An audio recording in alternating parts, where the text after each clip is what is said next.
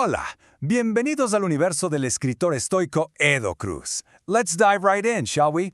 We're about to explore the world of the premium cigar, but not as just some product. No, we're going to look at it as a deliberate experience, almost a philosophy for living.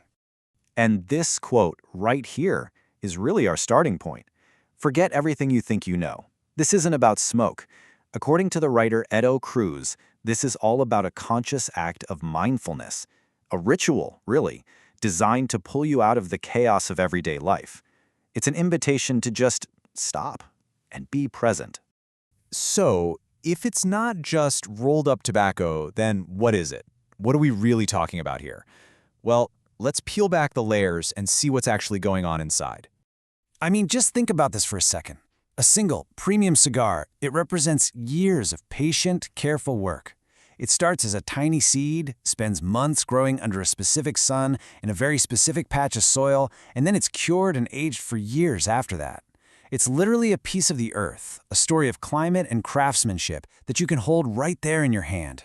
You know, to truly appreciate anything, you've got to learn to speak its language. So let's get into the fundamentals, the basic vocabulary you're going to need to really navigate this world with some confidence.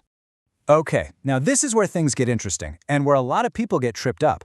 A cigarro is just the general term for any rolled tobacco. Simple enough. A puro, on the other hand, that's special. It means all of its tobacco comes from just one country. But the habano, now that's a whole other level. It's a legally protected name, kind of like champagne. It can only come from Cuba, and it has to meet these incredibly strict standards. So yeah, precision really matters here. So, at the very heart of the cigar, you've got the tripa, the filler. This is the engine room. It's this carefully chosen blend of different tobacco leaves that really determines the cigar's basic strength and the core of its flavor. This is where all the magic really begins. Now, holding that whole complex blend of filler leaves together is el capote, or the binder. Its job is purely structural, but man, is it critical. Think of it like the chassis of a car. It's what gives the cigar its shape and makes sure it burns evenly and consistently. Without a good binder, you just have, well, a loose pile of leaves. And finally, wrapping the whole thing up, we have la capa, the wrapper. This is that beautiful, silky, outermost leaf. It's the cigar's first impression, right? It's what you see. But it's not just for looks. This super delicate leaf can add a ton to the aroma and these subtle nuanced flavors to the entire experience. Okay, everybody, listen up. If you only take one single technical point away from this entire explainer, please make it this one. Getting this concept is the absolute master key to making sure you have a good experience, especially if you're just starting out. Yeah, we've all heard the stories, right? Or maybe you've even been there. You light up a cigar, and all of a sudden you're feeling lightheaded, maybe even a little sick.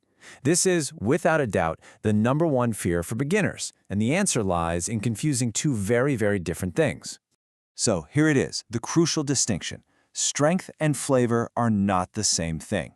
Not at all. Strength is purely physical. It's the nicotine kick that you feel in your body. Flavor, on the other hand, is the sensory experience. It's the notes of earth, or spice, or coffee that you taste on your palate. You can have a very mild cigar that is absolutely bursting with complex flavors. So please, never confuse the two. All right, now that we have the language down, let's take a little trip. Let's go back in time and across the globe to really understand where this whole ritual even comes from. Its history is just as rich and complex as any cigar you'll ever smoke. So, believe it or not, the story starts over 3,000 years ago with the Mayans. They used tobacco in their sacred rituals. And actually, our word, cigar, comes from their word, cigar, which meant to smoke.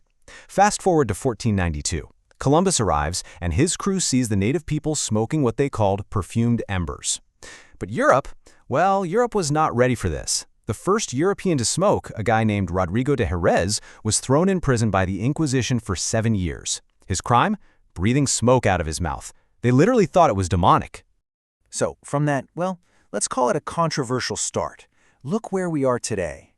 The premium cigar industry moved more than 430 million cigars this year alone.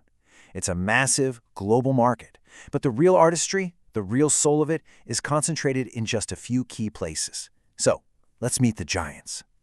On the world stage, you've really got 4 heavyweights.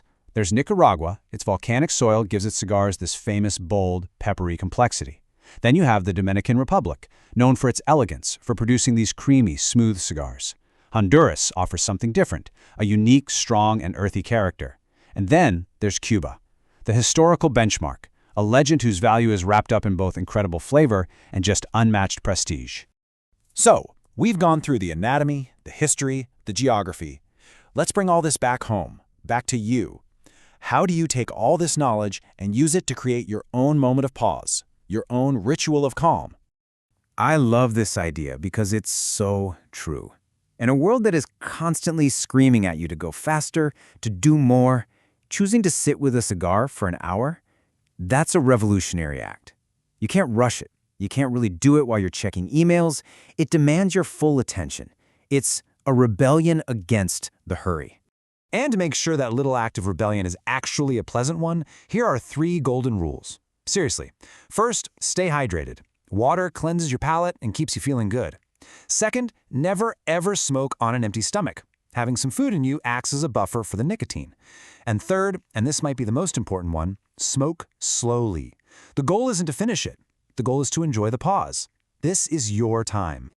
So, we'll end with this question for you to think about. In a culture that basically worships acceleration and efficiency, maybe one of the most important skills we can learn is how to deliberately and unapologetically slow down. So, do you dare to create that space for yourself?